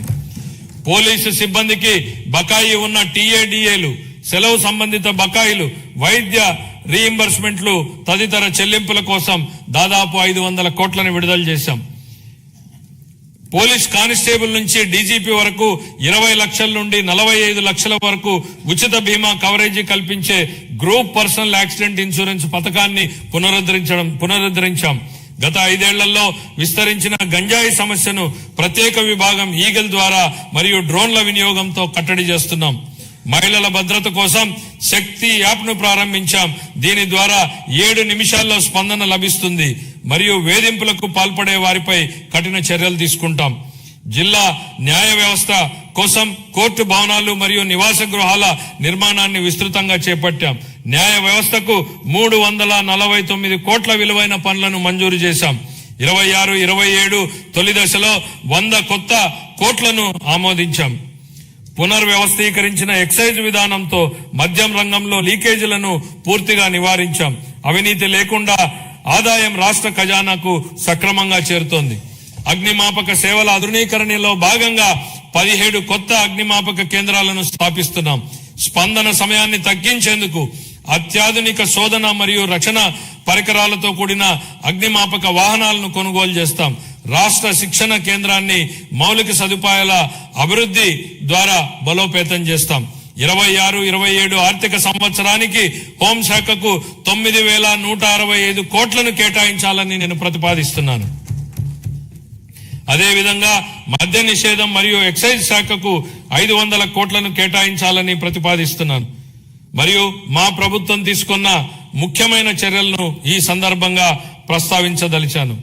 ఆర్థిక శాఖ తీసుకున్న చర్యలు: రాష్ట్ర ఆర్థిక వ్యవస్థను జాగ్రత్తగా నిర్వహిస్తూ ఆర్థిక క్రమశిక్షణను పాటిస్తున్నామని ఈ క్రింది చర్యలు స్పష్టంగా చూపిస్తున్నాయి. గత ప్రభుత్వం అత్యధికంగా 12.3% వరకు ఉన్న వడ్డీ రేట్లపై అప్పులు తీసుకుంది. రాష్ట్ర ఆర్థిక భారాన్ని తగ్గించేందుకు అధిక వడ్డీ రుణాలను 9% లేదా అంతకంటే తక్కువ తీసుకురావడానికి వడ్డీ రేట్ల తగ్గింపు, డెట్ స్వాపింగ్ వంటి చర్యలను చేపడుతున్నాం. ఇప్పటి వరకు 43,298 కోట్ల రుణాలను వడ్డీ తగ్గించి సంవత్సరానికి 327 కోట్ల రూపాయలను ఆదా చేశాం. అదనంగా మరో 1.2 లక్షల కోట్ల రుణాలపై మెరుగైన షరతులు పొందేందుకు చర్యలు కొనసాగిస్తున్నాం. దీని ద్వారా సంవత్సరానికి 1,658 కోట్ల రూపాయల ఆదా కలుగుతుందని అంచనా. పంచాయతీలు మరియు మున్సిపాలిటీలను బలోపేతం చేయడానికి ఆర్థిక సంఘం గ్రాంట్ల కింద 3,797 కోట్లను విడుదల చేశాం. జూన్ 24 నాటికి పెండింగ్ లో ఉన్న 24,800 కోట్ల బకాయిలను క్లియర్ చేశాం. సాగునీరు, రహదారులు మరియు ఇతర పనులకు సంబంధించి 37,030 కోట్లను చెల్లించి ఆర్థిక కార్యకలాపాలను పునరుద్ధరించాం. 163 కేంద్ర ప్రాయోజిత పథకాలకు 18,700 కోట్లను విడుదల చేసి వాటిలో 85 పథకాలని పునరుద్ధరించాం. దీని ఫలితంగా కేంద్ర ప్రభుత్వ నిధుల విడుదల మరింత పెరిగింది. ఆంధ్రప్రదేశ్ వెల్త్ ఫండ్ ను 100 కోట్లతో సీడ్ కార్పస్ తో ఏర్పాటు చేయాలని ప్రతిపాదిస్తున్నాం. దేశవ్యాప్తంగా ఉన్న అవకాశాలలో పెట్టుబడులు పెట్టేందుకు ప్రైవేట్ ఈక్విటీ పెట్టుబడిదారులను ఆహ్వానించి రాష్ట్రానికి సంపద సృష్టించే దిశగా ముందుకు సాగుతున్నాం. సంస్కరణలు, స్పీడ్ ఆఫ్ డూయింగ్ బిజినెస్ సిద్ధాంతానికి అనుగుణంగా ప్రభుత్వంలోని చట్టాలు, నియామకాలు, నిబంధనలు, ప్రభుత్వం ఉత్తర్వులను సమీక్షించి పరిపాలనా ప్రక్రియలను సరళీకరించి పెట్టుబడులకు అనుకూల వాతావరణాన్ని మరియు పౌర సేవల మెరుగుదలను కల్పిస్తున్నాం. ఇదే దిశలో ప్రభుత్వ రంగ సంస్థలను పునరుద్ధరించి వాటి ఖాతాలు మరియు ఆడిట్ వ్యవస్థను క్రమబద్ధీకరించి లాభదాయకంగా మార్చేందుకు చర్యలు తీసుకుంటున్నాం. కేంద్ర ప్రభుత్వ విధానానికి అనుగుణంగా రాష్ట్ర పబ్లిక్ సెక్టార్ సంస్థలను ట్రెడ్స్ డిజిటల్ ప్లాట్ఫామ్ ద్వారా బిల్ డిస్కౌంటింగ్ విధానాన్ని అనుసరిస్తాయి. శాస్కే కింద 2025-26లో ఫిబ్రవరి 12 ఫిబ్రవరి 26 నాటికి ఆంధ్రప్రదేశ్ పొందింది 6,544 కోట్లు పొందింది. మార్చి 31 నాటికి మరో 1,434 కోట్లు అందుకోనుంది. ఇది 23-24లో పొందిన 4,090 కోట్లతో పోలిస్తే దాదాపు రెట్టింపు. దేశంలో తొలిసారిగా రీఇమాజినింగ్ పబ్లిక్ ఫైనాన్స్ సమ్మిట్ ను నవంబర్ 25లో విశాఖపట్నంలో నిర్వహించాం. ఈ సమ్మిట్ లో ఇతర రాష్ట్ర ప్రభుత్వాలు, జాతీయ మరియు అంతర్జాతీయ ఆర్థిక సంస్థల ప్రతినిధులు పాల్గొన్నారు. 2 రోజుల చర్చల ఫలితంగా ఏపీ లాజిస్టిక్స్ కార్పొరేషన్ స్థాపనకు దారితీసింది. అలాగే పబ్లిక్ సెక్టర్ లో వినూత్న ఆర్థిక నమూనాల ద్వారా ప్రైవేటు పెట్టుబడులను ఆకర్షించే మార్గాలు ఏర్పడ్డాయి. భవిష్యత్ విధానాలు. జూన్ 24 నుండి రాష్ట్రాన్ని ప్రపంచ స్థాయి పోటీతత్వంతో ముందుకు తీసుకెళ్లేందుకు 26 పునర్వ్యవస్థీకరించిన పాలసీలను ప్రవేశపెట్టాం. వాటిలో ముఖ్యమైనటువంటివి ఆంధ్రప్రదేశ్ పారిశ్రామిక అభివృద్ధి విధానం, ఆంధ్రప్రదేశ్ ఎంఎస్ఎంఈ పారిశ్రామికవేత్తల అభివృద్ధి విధానం, ఆంధ్రప్రదేశ్ సమగ్ర స్వచ్ఛ ఇంధన విధానం, ఆంధ్రప్రదేశ్ ఆవిష్కరణ స్టార్టప్ విధానం, ఆంధ్రప్రదేశ్ పర్యాటక విధానం. ఇలా మొత్తం 26 పాలసీలను ప్రవేశపెట్టడం జరిగింది. ఈ విధానాలు ఆంధ్రప్రదేశ్ ను పెట్టుబడులకు అనుకూలమైన, స్థిరమైన మరియు సమగ్ర అభివృద్ధిని సాధించే రాష్ట్రంగా తీర్చిదిద్దే దిశగా ముందుకు వెళ్తాయి.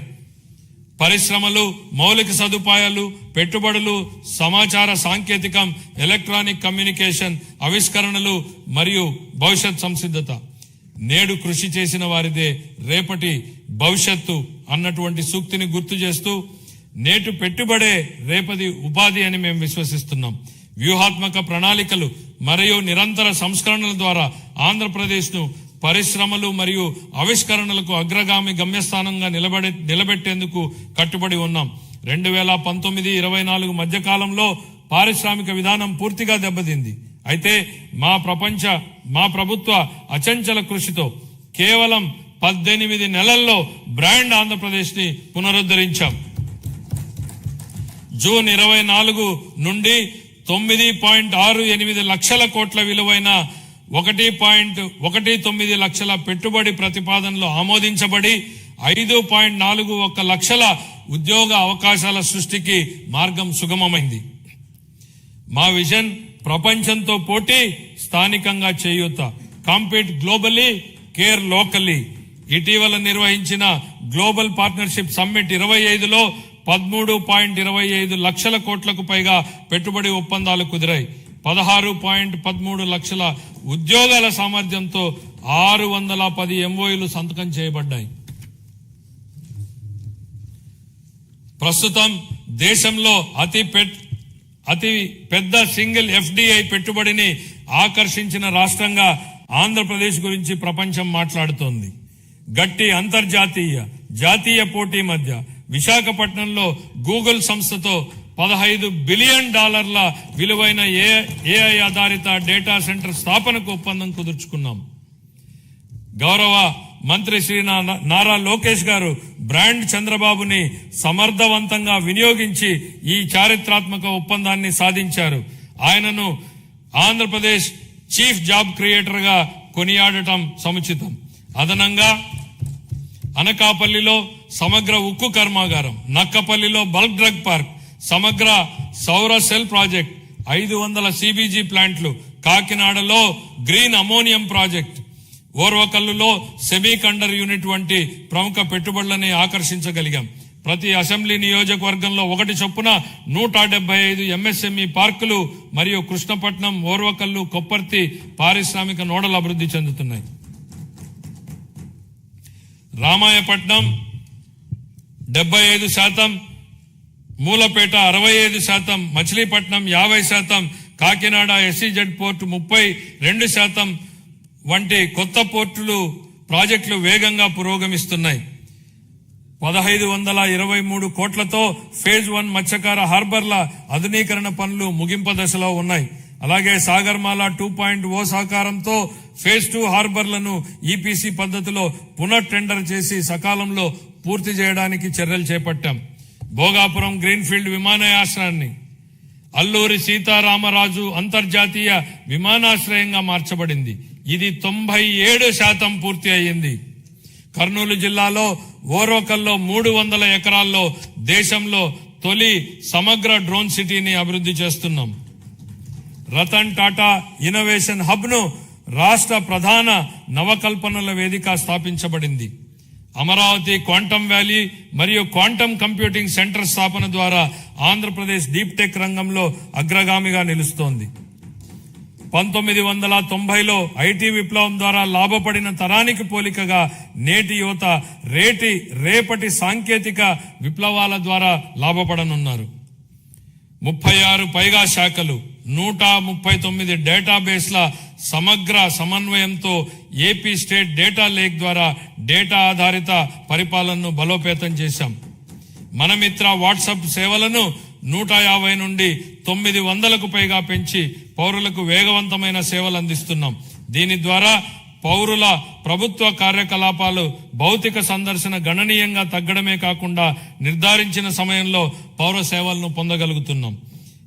1 ఏప్రిల్ 26 నుండి చేనేత కార్మికులకు నెలకు 200 యూనిట్లు, పవర్లూమ్ కార్మికులకు 500 యూనిట్ల వరకు ఉచిత విద్యుత్ అందించనున్నాం.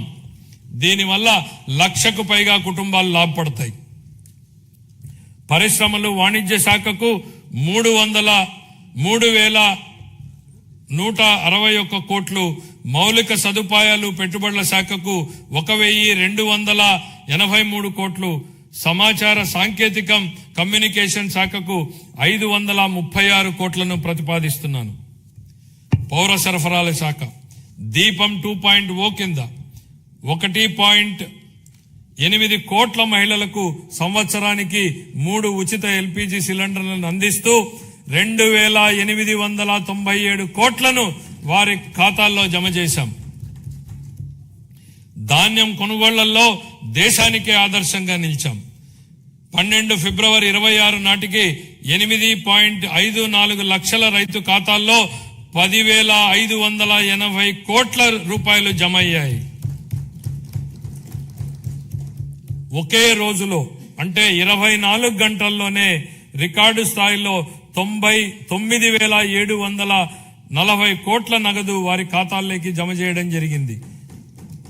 అందులో 55% మొత్తాన్ని 8 గంటల్లో చెల్లించడం మా వేగం పారదర్శానికి నిదర్శనం. 26-27 ఆర్థిక సంవత్సరానికి పౌర సరఫరాల శాఖకు 3,821 కోట్ల రూపాయలను కేటాయింపును ప్రతిపాదిస్తున్నాను. సామాజిక సంక్షేమం, గిరిజన, బీసీ, మైనారిటీల సంక్షేమం. అభివృద్ధి అంటే కేవలం భవనాలు కాదు, గౌరవప్రదమైన జీవనమే అసలైన అభివృద్ధి. గౌరవ ముఖ్యమంత్రి గారి హృదయానికి అత్యంత సన్నిహితమైన అంశం సంక్షేమం. సంక్షేమం అనేది కేవలం దాతృత్వం కాదని, అది సమానత్వం, గౌరవం మరియు సామాజిక న్యాయం పట్ల ప్రభుత్వానికి ఉన్న అంకిత భావం అని ఆయన బలంగా నమ్ముతారు. సంక్షేమ కార్యక్రమాలను స్వర్ణాంధ్ర 20-47 లక్ష్యాలతో అనుసంధానిస్తూ విద్య, ఆదాయ భద్రత మరియు ఆత్మగౌరవమే కేంద్ర బిందువుగా ఆయన పాలన సాగిస్తున్నారు. ఎన్టీఆర్ భరోసా పెన్షన్ల పంపిణీ. రాష్ట్ర సంక్షేమ చరిత్రలో ఎన్టీఆర్ భరోసా పెన్షన్లు ఒక మైలురాయి. లక్షలాది కుటుంబాలకు పెద్ద కొడుకులా గౌరవ ముఖ్యమంత్రి గారు స్వయంగా లబ్ధిదారుల ఇళ్లకు వెళ్లి పెన్షన్లను అందజేస్తూ వారికి భరోసాను కల్పిస్తున్నారు. దేశంలో మరెక్కడా లేని విధంగా డీబీటీ ద్వారా 4,000 నుండి 15,000 రూపాయల వరకు పెన్షన్లను అందిస్తున్న ఏకైక రాష్ట్రం ఆంధ్రప్రదేశ్. గత 19 నెలల్లో 58,000 కోట్ల కంటే ఎక్కువ విలువైన పెన్షన్లను లబ్ధిదారులకు పంపిణీ చేయడం జరిగింది. ఆర్థిక ఒత్తిడి ఉన్నప్పటికీ సూపర్ 6 ను విజయవంతంగా అమలు చేశాం. ఎస్సీ, ఎస్టీ, బీసీ, ఈడబ్ల్యూఎస్ మైనారిటీలకు fee reimbursement, post matric scholarship, auto డ్రైవర్ల సేవలో, మత్స్యకారుల సేవలో ఉచిత విద్యుత్ వంటి పథకాలను అమలు చేస్తున్నాం. జూన్ 24 నుండి ఇప్పటి వరకు చేపట్టిన 743 సంక్షేమ హాస్టళ్ల మరమ్మతులు మరియు రెసిడెన్షియల్ పాఠశాలల పునరుద్ధరణలో పిల్లల పట్ల మా ప్రభుత్వం చూపే శ్రద్ధ స్పష్టంగా కనపడుతుంది. పిల్లలు చదువుకోవడానికి స్వచ్ఛమైన తాగునీరు, టీవీ, రియల్ టైం పర్యవేక్షణలు కల్పించి వారి ఆరోగ్యం మరియు భద్రతా వ్యవస్థలను మెరుగుపరుస్తున్నాము. వీరికి మరింత సౌకర్యాల కల్పన కోసం హాస్టళ్లు మరియు రెసిడెన్స్ పాఠశాలల కోసం నేను 300 కోట్లు కేటాయించాలని ప్రతిపాదిస్తున్నాను. 25-26 మధ్య కాలంలో వివిధ పథకాల ద్వారా మైనారిటీ సంక్షేమం కోసం మేము 3766 కోట్ల రూపాయలను ఖర్చు చేశాం. చాలా కాలం క్రితం మూలన పడిన ప్రధానమంత్రి జన్ వికాస్ కార్యక్రమంను పునరుద్ధరించాం. 3 సంవత్సరాలుగా నిద్రాణంగా ఉన్న రాష్ట్ర వక్ఫ్ బోర్డును పునరుద్ధరించాం. మైనారిటీలకు ఆర్థిక సహాయంలో భాగంగా ఇమాంలకు గౌరవ వేతనం 10,000, మౌజన్లకి 5,000, పాస్టర్లకి 5,000 మరియు చదువులో వెనుకబడిన విద్యార్థులకు ఎంట్రన్స్ కోచింగ్ వంటి కార్యక్రమాల ద్వారా మా ప్రభుత్వం రాష్ట్ర వ్యాప్తంగా మైనారిటీ వర్గాల విద్యా పురోగతి, ఆర్థిక సాధికారత మరియు సామూహిక అంశాలపై దృష్టి సారించింది. ఉన్నత విద్య మరియు వృత్తి విద్యను అభ్యసించే బీసీ విద్యార్థులకు పూర్తి ట్యూషన్ ఫీజు రీయింబర్స్మెంట్, అలాగే పోస్ట్ మెట్రిక్ విద్యార్థులకు నిర్వహణ భత్యం ఇవ్వబడుతుంది. కల్లుగీతు కార్మికులకు మద్యం దుకాణాలలో 10% రిజర్వేషన్లు కల్పించాం. నాయి బ్రాహ్మణుల సెలూన్లకు ఉచిత విద్యుత్తును నెలకు 200 యూనిట్లకు పెంచాం. వడ్డెర కులస్తులకు మైనింగ్ లీజులో 15% రిజర్వేషన్లు మరియు సీనరేజ్ ఛార్జీలపై 50% సబ్సిడీని కల్పించాం. మహిళా సంక్షేమం. డాక్టర్ బిఆర్ అంబేద్కర్ ఇలా అన్నారు, ఒక సమాజం యొక్క పురోగతిని మహిళలు సాధించిన పురోగతి స్థాయి ద్వారా నేను కొలుస్తాను. స్వర్గీయ ఎన్టీ రామారావు గారు మహిళలకు ఆస్తిలో హక్కు, సమాన వాటా కల్పించగా మా ప్రభుత్వం ఉద్యోగాలు మరియు విద్యా సంస్థల్లో మహిళలకు 33% రిజర్వేషన్లను అమలు చేసింది. స్వర్ణాంధ్ర 2047 దార్శనికతను సాధించడంలో మహిళలు ప్రధాన పాత్ర పోషిస్తారు. సంవత్సరానికి ఆశించిన 15% వృద్ధి రేటును సాధించడానికి ఆర్థిక కార్యకలాపాల్లో వారి భాగస్వామ్యాన్ని పెంచడం చాలా ముఖ్యం. గౌరవనీయమైన ముఖ్యమంత్రి 1 సంవత్సరంలో 1,00,000 మంది మహిళా వ్యవస్థాపకులను సృష్టించాలని లక్ష్యంగా పెట్టుకున్నారు. 1 ఫ్యామిలీ 1 ఎంటర్ప్రెన్యూర్ చొరవ కింద స్వయం సహాయక సంఘాల మహిళలను చిన్న మధ్య తరహా వ్యవస్థాపకులుగా మార్చుతున్నారు. జూన్ 24 నుండి మేం ప్రవేశపెట్టిన అనేక సంస్కరణల ద్వారా మహిళలకు అనేక ప్రోత్సాహాలు అందించాము. ప్రస్తుత సంవత్సరంలో మా ప్రభుత్వం 9,958 అంగన్వాడీ కేంద్రాలను అప్గ్రేడ్ చేసింది. 4,687 మినీ అంగన్వాడీ కేంద్రాలను ప్రధాన కేంద్రాలుగా అప్గ్రేడ్ చేశాం. అప్గ్రేడ్ చేయబడిన అంగన్వాడీ కేంద్రాలలో అంగన్వాడీ సహాయకులను నియమించి వంట సౌకర్యాలు మెరుగుపరచబడ్డాయి. ప్రధానమంత్రి జన్మన్ కింద పీవీటీజీ ప్రాంతాలలో 192 కొత్త అంగన్వాడీ కేంద్రాలు మంజూరు చేయబడ్డాయి. ఇవి 26-27లో పూర్తవుతాయి.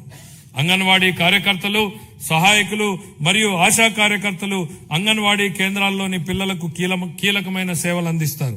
అందుకుగాను వారి సుదీర్ఘ సేవలను గౌరవిస్తూ మా ప్రభుత్వం వారి పదవీ విరమణ సమయంలో గ్రాట్యుటీని అందించడానికి ఉత్తర్వులు జారీ చేసింది. ముఖ్యమంత్రి గారి నాయకత్వంలో వికలాంగ సమగ్ర అభివృద్ధి కోసం ఇంద్రధనస్సు అనే కార్యక్రమం ప్రారంభించబడింది. ఇందులో భాగంగా ఉచిత బస్సు ప్రయాణం, సబ్సిడీ పథకాల పునరుద్ధరణ, క్రీడా శిక్షణ, గృహ నిర్మాణం, వినికిడి లోపం ఉన్నవారికి ప్రత్యేక డిగ్రీ కళాశాల మరియు దివ్యాంగుల భవనాలు వంటి ప్రధాన అంశాలు ఉన్నాయి. 2026-27 ఆర్థిక సంవత్సరానికి నేను ఈ కేటాయింపులను ప్రతిపాదిస్తున్నాను. ఎస్సీ కాంపోనెంట్ కోసం 20,644 కోట్ల రూపాయలు, ఎస్టీ కాంపోనెంట్ కోసం 9,190 కోట్లు, బీసీ కాంపోనెంట్ కోసం 51,021 కోట్ల రూపాయలను, మైనారిటీ వర్గాల సంక్షేమం కోసం 6,090 కోట్ల రూపాయలను, మహిళలు, పిల్లలు, వికలాంగులు మరియు సీనియర్ సిటిజన్ సంక్షేమం కోసం 4,582 కోట్ల రూపాయలు. ఉద్యోగుల సంక్షేమం. ఉద్యోగ సంఘాల సలహాలు సూచనలతో కోరిన తర్వాత ఉద్యోగుల భవిష్యత్ నిధి మరియు పెన్షన్ ప్రక్రియలను సజావుగా మరియు కాగితరహితంగా చేస్తున్నాం. ఈ డిపిసి మాడ్యూల్ ద్వారా ప్రమోషన్ ప్రక్రియ ఆన్లైన్ చేయబడింది. ప్రభుత్వ ఉద్యోగులు మరియు పెన్షనర్లకు చాలా కాలంగా పెండింగ్ లో ఉన్న బకాయిలను కూడా చెల్లించడం ప్రారంభించింది. 1,100 కోట్ల రూపాయల డిఆర్ బకాయిలను విడుదల చేశాం. జీపీఎఫ్ మరియు జీఎల్ఐ చెల్లింపులు క్రమం తప్పకుండా చేయబడుతున్నాయి. సిపిఎస్ ఉద్యోగులకు వారి పిఆర్ఏఎన్ అకౌంట్లో ప్రభుత్వ వాటాతో కలిసి ఎప్పటికప్పుడు కాంట్రిబ్యూషన్ జమ చేస్తున్నాం. మహిళా ఉద్యోగులకు వారి వృత్తి మరియు వ్యక్తిగత జీవితాలలో సమతుల్యతను పెంపొందించే దిశగా సర్వీసులో ఎప్పుడైనా పిల్లల సంరక్షణ సెలవులను పొందేందుకు వీలుగా పిల్లల వయోపరిమితిని తొలగించాము. ఉద్యోగి ప్రమాదవశాత్తు మరణించిన సందర్భంలో ప్రభుత్వ నిబంధనలకు మించి వారికి బీమా ప్రయోజనాలను అందించడానికి రాష్ట్ర ప్రభుత్వం జీతం ప్యాకేజీ కింద మా ప్రభుత్వం బ్యాంకులతో ఒప్పందం కుదుర్చుకుంది. మా ప్రభుత్వం వివిధ కేటగిరీలలో 30,607 ప్రభుత్వ ఉద్యోగాలను భర్తీ చేసింది. గత ప్రభుత్వ హయాంలో ఆరోగ్య రంగం గత ప్రభుత్వ హయాంలో బకాయిలు చెల్లించని కారణంగా ఆరోగ్య వ్యవస్థలు ఇబ్బందులు ఎదుర్కొన్నాయి. దీనితో చాలా కుటుంబాలపై ఆర్థిక భారం మోపబడి ఆర్థికంగా మానసికంగా చాలా బాధపడ్డారు. గత ప్రభుత్వ ఆరోగ్య రంగానికి చెల్లించవలసిన 6,486 కోట్ల రూపాయలు బకాయిలను చెల్లించకుండా వదిలేసింది. వీటిలో ఎక్కువ భాగం మా ప్రభుత్వం చెల్లించి ప్రజలకు ప్రభుత్వం మీద విశ్వాసం కల్పించింది. వ్యాధి చికిత్స కన్నా నివారణే ముఖ్యమని మేము నమ్ముతున్నాం. నివారణ వల్ల ఆరోగ్య అవసరాలపై జేబులో నుంచి ఖర్చు గణనీయంగా తగ్గిస్తుంది. మా ప్రభుత్వం అధికారం చేపట్టిన తర్వాత పౌరుడిని ఆరోగ్య సంరక్షణలో కేంద్రంగా ప్రాజెక్ట్ సంజీవనిని చేపట్టింది. కుప్పంలో సిటిజన్ హెల్త్ స్క్రీనింగ్ పైలట్ కింద 41 రోగ నిర్ధారణ పరీక్షలను కవర్ చేసి 63,867 మంది వ్యక్తులను పరీక్షించింది. 6,300 కంటే ఎక్కువ హైరిస్క్ కేసులను గుర్తించి వాటిని ప్రాజెక్ట్ సంజీవనికి అనుసంధానించింది. 2026-27 సంవత్సరానికి ఆరోగ్య వైద్య మరియు కుటుంబ సంక్షేమ శాఖకు 19,306 కోట్లు కేటాయించాలని నేను ప్రతిపాదిస్తున్నాను. కార్మిక శాఖ కేంద్ర ప్రభుత్వం ప్రవేశపెట్టిన కార్మిక సంస్కరణలకు అనుగుణంగా మా ప్రభుత్వం పాత చట్టాలను సమీకరించి నూతన కార్మిక్ కోడ్స్ ను అమలు చేసింది. కార్మికుల సంక్షేమాన్ని మరింత బలోపేతం చేయడానికి కొత్త ఈఎస్ఐ వైద్య సేవా సదుపాయాలను ప్రారంభిస్తున్నాం. విజయనగరం, గుంటూరు, నెల్లూరు జిల్లాల్లో 100 పడకల ఆసుపత్రులు, కర్నూలు, శ్రీ సిటీ, అచ్యుతాపురం, శ్రీకాకుళం ప్రాంతాల్లో 30 పడకల ఆసుపత్రులు ఏర్పాటు చేయబడుతున్నాయి. తిరుపతి ఈఎస్ఐ ఆసుపత్రిని 50 పడకల నుంచి 100 పడకలకు విస్తరించడం ద్వారా రాయలసీమ ప్రాంతంలో ద్వితీయ శ్రేణి వైద్యుల సేవల అందుబాటు గణనీయంగా మెరుగుపడింది. 26-27 ఆర్థిక సంవత్సరానికి కార్మిక శాఖకు 735 కోట్లను కేటాయించాలని నేను ప్రతిపాదిస్తున్నాను. గృహ నిర్మాణం 2019-24 మధ్యకాలంలో గృహ నిర్మాణ పథకాల కోసం కేటాయించిన 3,300 కోట్లను ఇతర ప్రయోజనాలకు మళ్లించారు. జూన్ 24 నుండి ఆ నిధులను గృహ నిర్మాణానికి వినియోగించి 3 లక్షల ఇళ్ల నిర్మాణాన్ని పూర్తి చేశాం. సుమారు 6 లక్షల లబ్ధిదారులపై ఆర్థిక భారం తగ్గించేందుకు ఎస్సీ, బీసీ వర్గాలకు అదనంగా 50,000, ఎస్టీలకు 75,000, పీవీటీజీలకు ₹1,00,000 ఆర్థిక సహాయం అందిస్తున్నాం. వచ్చే సంవత్సరంలో మరో 6 లక్షల ఇళ్లను పూర్తి చేయాలని లక్ష్యంగా పెట్టుకున్నాం. అలాగే ప్రతి అర్హుడైన కుటుంబానికి PMAY గ్రామీణ పథకం కింద ఇళ్లను మంజూరు చేస్తాం.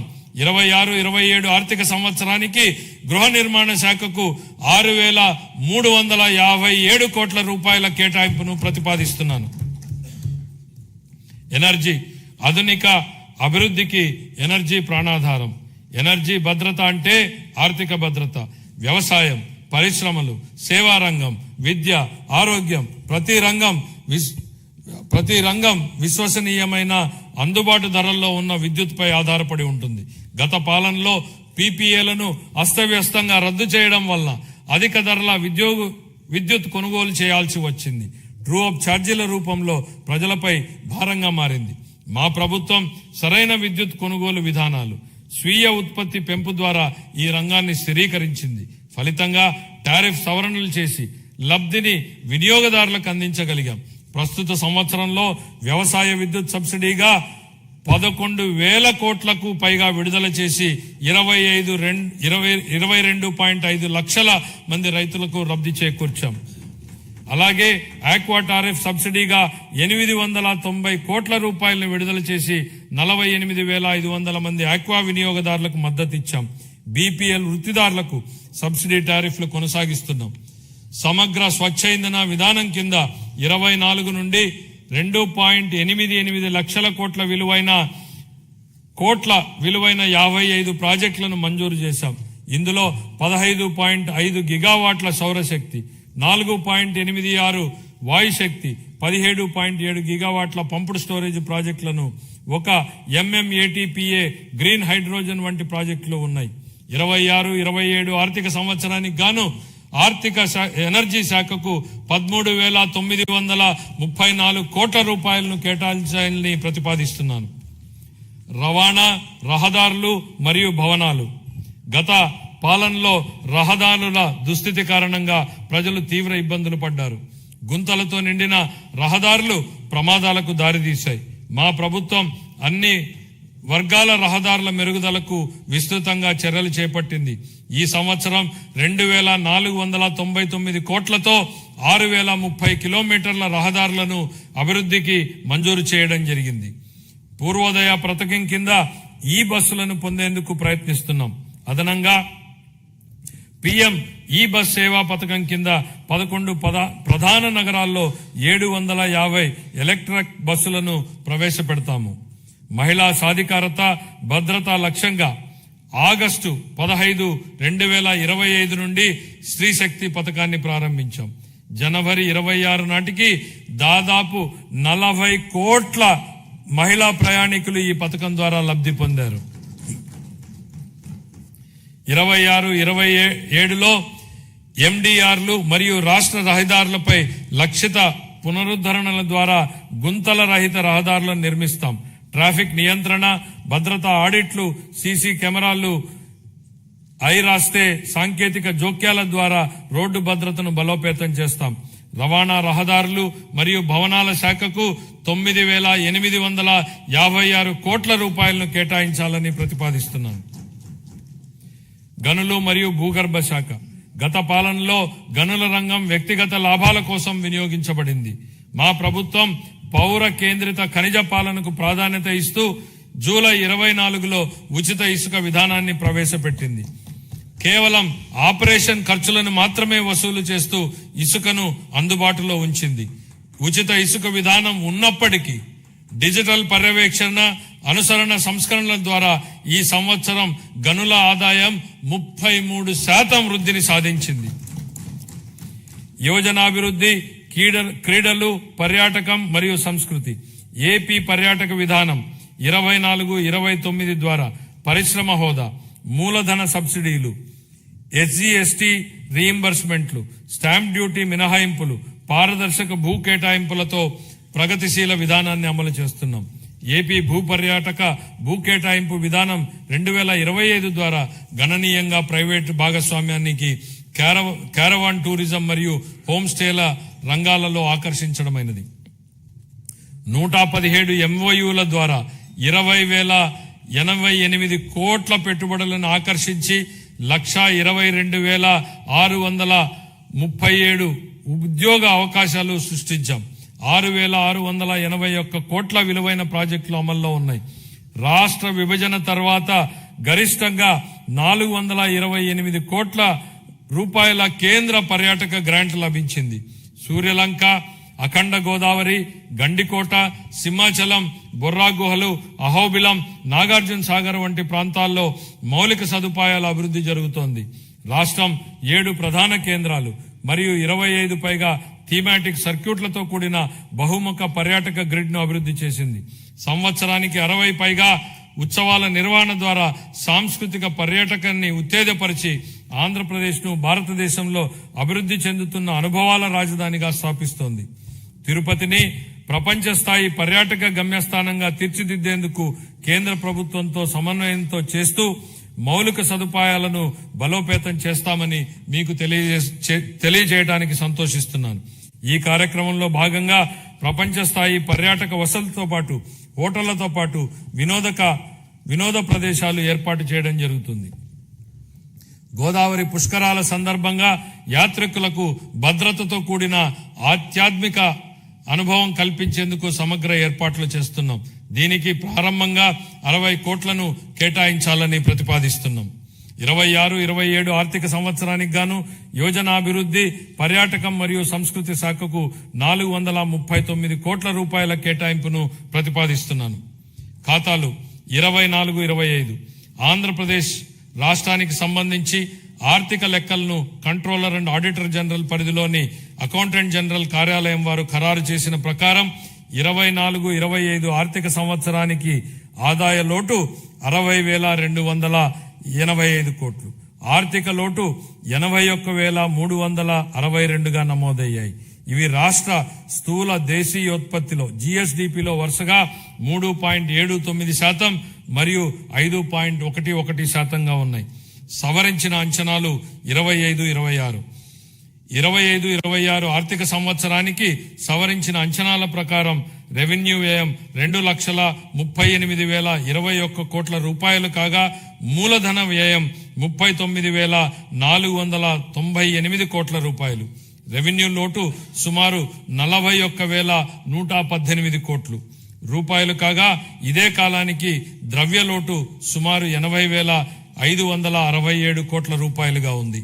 ఇవి రాష్ట్ర స్థూల దేశీయోత్పత్తిలో వరుసగా 2.33% మరియు 4.57%గా ఉన్నాయి.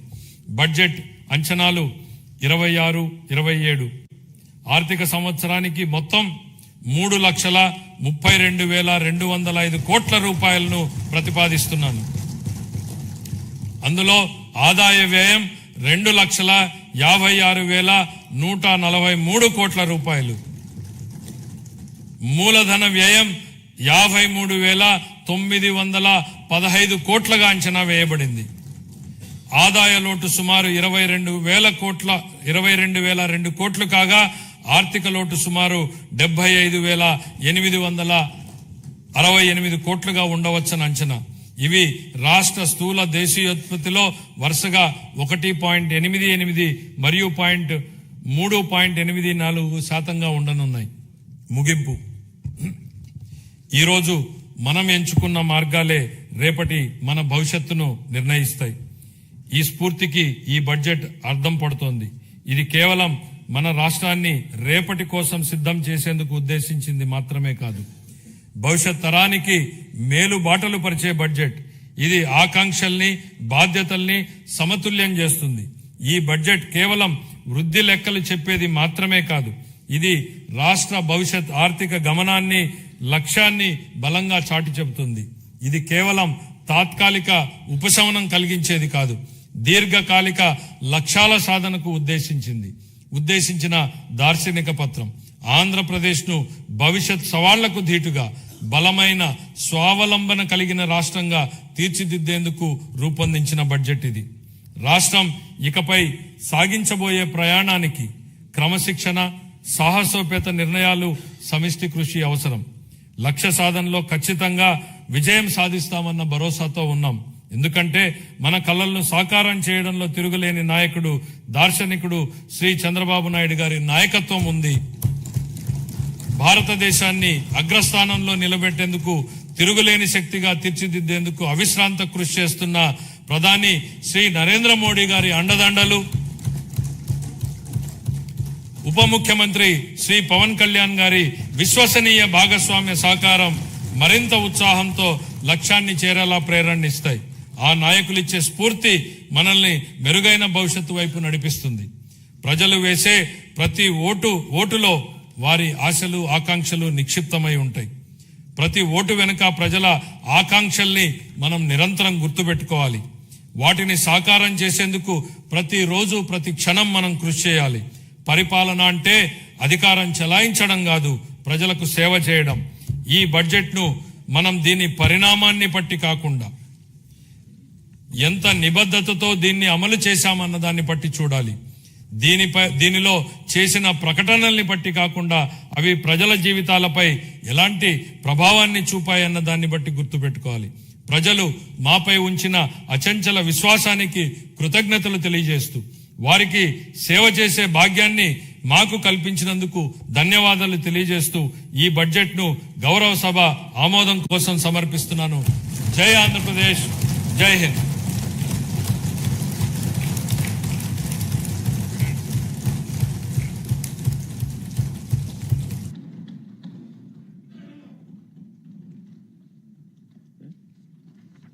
గౌరవనీయులు వ్యవసాయ శాఖ మంత్రి గారు